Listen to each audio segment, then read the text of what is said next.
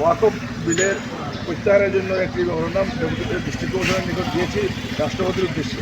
আমরা দাবি হলো এই ওয়াকফ বিল যেটা এটা সংবিধান বিরোধী, মাইনরিটি বিরোধী, এই বিলটি অতি সত্বর প্রত্যাহার করার জন্য, যদি প্রত্যাহার করা না হয় আমরা গণতন্ত্র পদ্ধতিতে আমরা পরিষদে সংগ্রাম করতে বাধ্য থাকবো।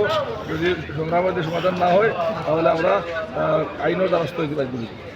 আপনি কোন এলাকা থেকে এসেছেন? চিলাবাড়ি বান্ধবগুনা জেডপিসির আমার মেয়ে নির্দল প্রার্থী, এই আমি ফাতারহান্দি আঞ্চলিক পরিষদের প্রেসিডেন্ট প্রাক্তন আব্দুল সত্তার। আমি ফাতারহান্দি বারোগ্রাম পাপিয়া এই চেরাগি বান্ধবগুনা এই এলাকার জনগণ নিয়ে আমি আসছি। মানুষে ওয়াকফের বিরুদ্ধে ক্ষোভ প্রকাশ করছে, বিভিন্ন লাইনে সংগ্রাম করছে। তো আমরা গণতন্ত্র পদ্ধতিতে শান্তি শৃঙ্খলা বজায় রাখে আমাদের মৌলিক অধিকার আমরা আদায়ের জন্য আমরা সংগ্রাম মেমোরান্ডাম দিচ্ছি বা বিভিন্ন লাইনে আমরা সংগ্রাম করতে পারছি।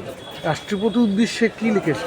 আমরা প্রেসিডেন্ট অফ ইন্ডিয়ার উদ্দেশ্যে লিখেছি যে আমরা ভারতবর্ষ গণতন্ত্র দেশ, আমরা এই যে ওয়াকফ সম্পদ যেটা এটা আমরা মাইনরিটি মানুষের উত্তরাধিকারী যারা আসলো এরা দান করেছে আমরা ধর্মীয় কাজের জন্য।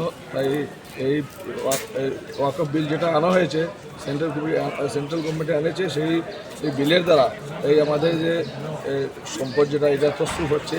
তাই এই বিলটি প্রত্যাহার করার জন্য আমরা রাষ্ট্রপতি এবং প্রধানমন্ত্রী তথা আসামের মাননীয় চিফ মিনিস্টার, উনি তো প্রভাবশালী চিফ মিনিস্টার, আমি ওনার কথায় সেন্ট্রালের আইন পরিবর্তন হয় আমরা দেখেছি নিজের প্রয়োজন দিয়ে।